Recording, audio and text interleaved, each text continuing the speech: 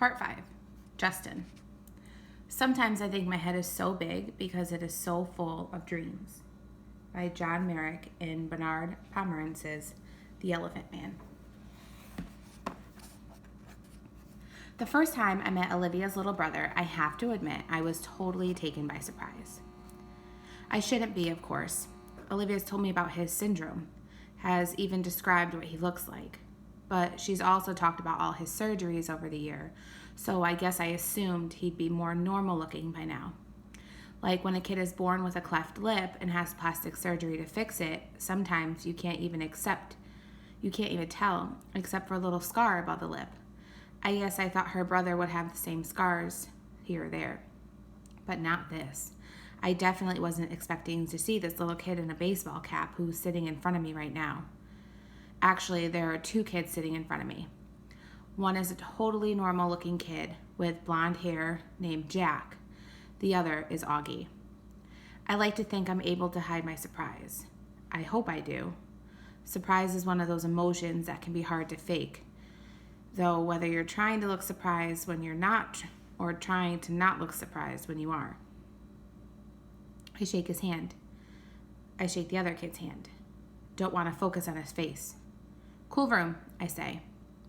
Are you Via's boyfriend? He says. I think he's smiling. Olivia pushes down his baseball cap. Is that a machine gun? The blonde kid asks. Like I haven't heard that one before. And we talk about Zydeco for a bit. And then Via's taking my hand and leading me out of the room. As soon as we close the door behind us, we hear them laughing. I'm from Brooklyn, one of them sings. Olivia rolls her eyes and she smiles. Let's go hang out in my room, she says.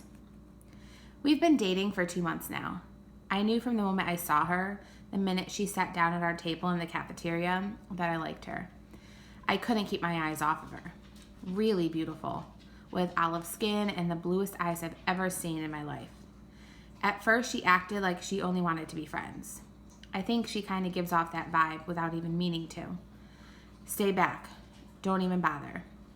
She doesn't flirt like some of the other girls do. She looks you right in the eye when she talks to you, like she's daring you. So I just kept looking her right in the eye too, like I was daring her right back. And then I asked her out and she said yes, which rocked. She's an awesome girl and I love hanging out with her. She didn't tell me about August until our third date. I think she used the phrase a craniofacial abnormality to describe his face.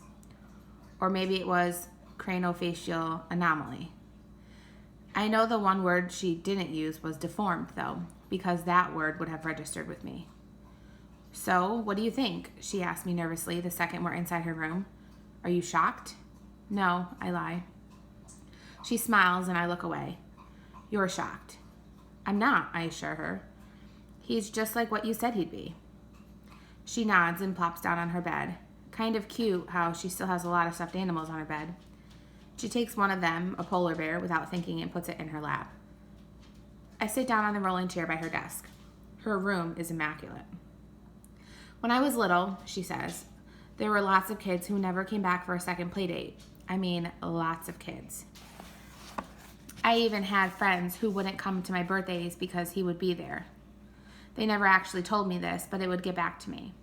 Some people just don't know how to deal with Augie, you know? I nod. It's not even like they knew they were being mean, she adds. They were just scared. I mean, let's face it. His face is a little scary, right?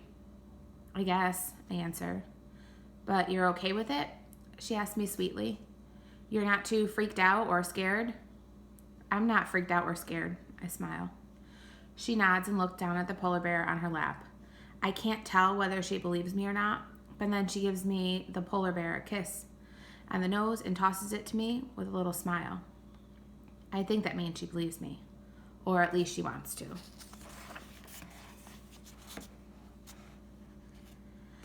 Valentine's Day.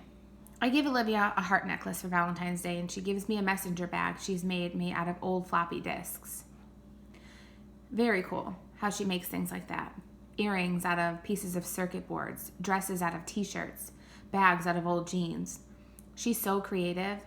I tell her she should be an artist someday, but she wants to be a scientist, a geneticist of all things. She wants to find cures for people like her brother, I guess. We make plans for me to finally meet her parents. A Mexican restaurant on Amesforth Avenue near her house on Saturday night. All day long, I'm nervous about it. And when I get nervous, my tics come out. I mean, my tics are always there, but they're not like they used to be when I was little. Nothing but a few hard blinks now. The occasional head pull. But when I'm stressed, they get worse, and I'm definitely stressing about meeting her folks. They're waiting inside when I get to the restaurant. The dad gets up and shakes my hand, and the mom gives me a hug. I give Augie a hello fist punch and kiss Olivia on the cheek before I sit down. It's so nice to meet you, Justin. We've heard so much about you. Her parents couldn't be nicer. Put me at ease right away. The waiter brings over the menus, and I notice his expression the moment he lays his eyes on August. But I pretend not to notice. I guess we're all pretending not to notice things tonight. The waiter, my tics, the way August crushes the tortilla chips on the table and spoons the crumbs into his mouth. I look at Olivia, and she smiles at me. She knows. She sees the waiter's face. She sees my tics. Olivia is a girl who sees everything. We spend the entire dinner talking and laughing. Olivia's parents ask me about my music, how I got into the fiddle, and stuff like that. And I tell them about how I used to play classical violin, but I got in Appalachian folk music and then Zydeco. And they're listening to every word like they're really interested. They tell me to let them know the next time my band's playing a gig so they can come listen. I'm not used to all the attention, to be truthful. My parents don't have a clue about what I want to do with my life. They never ask. We never talk like this. I don't think they even know I traded my Baroque violin for an 8-string hand-wringer fiddle 2 years ago. After dinner, we go back to Olivia's for some ice cream. Their dog greets us at the door. An old dog, super sweet. She'd thrown up all over the hallway, though. Olivia's mom rushes to get paper towels while the dad picks the dog up like she's a baby. "What's up, old girlie?" he says, and the dog's in heaven, tongue hanging out, tail wagging, legs in the air at awkward angles. "Dad, tell Justin how you got Daisy," says Olivia. "Yeah," said Augie. The dad smiles and sits down in a chair with the dog still cradled in his arms. It's obvious he's told this story lots of times, and they all love to hear it. "So I'm coming home from the subway one day," he says, "and a homeless guy I've never seen in the neighborhood before is pushing the floppy mutt in a stroller. And he comes up to me and says, 'Hey, mister, want to buy my dog?' And without even thinking about it, I said, 'Sure, how much do you want?' And he says, $10. So I give him a $20 I have in my wallet, and he hands me the dog. Justin, I'm telling you, you've never smelled anything as bad in your life. She stinks so much, I can't even tell you. So I took her right there to the vet down the street, and then I brought her home." "Didn't even call me first, by the way," the mom interjects as she cleans the floor, "to see if I'm okay with this bringing home some homeless guy's dog." The dog actually looks over at Mom when she says this, like she understands everything everyone is saying about her. She's a happy dog, like she knows she lucked out the day finding this family. I kind of know how she feels. I like Olivia's family. They laugh a lot. My family is not like this at all. My mom and dad got divorced when I was 4, and they pretty much hate each other. I grew up spending half of the week in my dad's apartment in Chelsea and the other half in my mom's place in Brooklyn Heights. I have a half-brother who's 5 years older than me and barely knows I exist. For as long as I remember, I felt like my parents could hardly wait for me to be old enough to take care of myself. You can go to the store by yourself. Here's the key to the apartment. It's funny how there's a word like overprotective to describe some parents, but no word that means the opposite. What word do you use to describe parents who don't protect enough? Underprotective? Neglectful? Self-involved? Lame? All of the above? Olivia's family tells each other I love you all the time. I can't remember the last time anyone in my family said that to me. By the time I go home, my tics have all stopped. Our Town. We're doing the play Our Town for the spring show this year. Olivia dares me to try out for the lead role, the stage manager, and somehow I get it.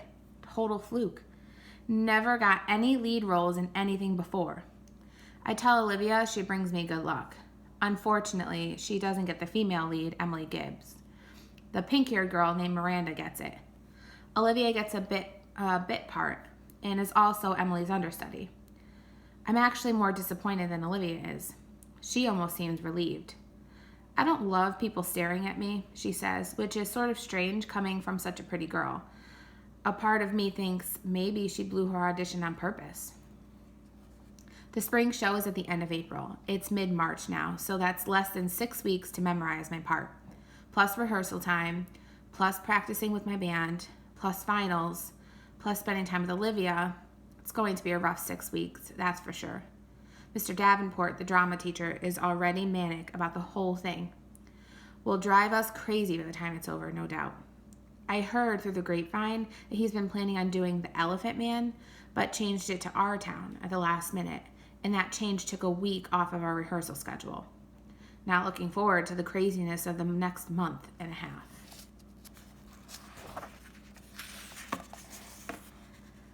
Ladybug. Olivia and I are sitting on her front stoop. She's helping me with my lines. It's a warm March evening, almost like summer. The sky is still bright cayenne, but the sun is low and the sidewalks are all streaked with long shadows.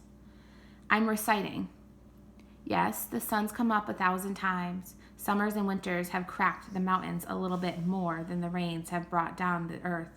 Some babies that weren't even born have become talking regular sentences already, and a number of people who thought they were right, young and spry, have noticed that they can't bound up a flight of stairs like they used to, without their hearts fluttering a little. I shake my head. I can't remember the rest. All that can happen in 1,000 days, Olivia prompts me, reading from the script. Right, I say, shaking my head. I sigh. I'm wiped, Olivia. How the heck am I going to remember all these lines? You will, she answers confidently. She reaches out and cups her hand over a ladybug that appears out of nowhere. See? A good luck sign, she says, slowly lifting her top hand to reveal the ladybug walking on the palm of her other hand. Good luck or just the hot weather, I joke. Of course good luck, she answers, watching the ladybug crawl up her wrist. There should be a thing about making a wish on a ladybug. Augie and I used to have to do it with fireflies when we were little. She cups her hand over the ladybug again. Come on, make a wish. Close your eyes. I dutifully close my eyes. A long second passes, then I open them. Did you make a wish? She asks. Yep. She smiles, uncups her hands, and the ladybug, as if on cue, spreads its wings and flits away. Don't you want to know what I wished for? I asked, kissing her. No, she answers shyly, looking up at the sky, which at this very moment is the exact color of her eyes.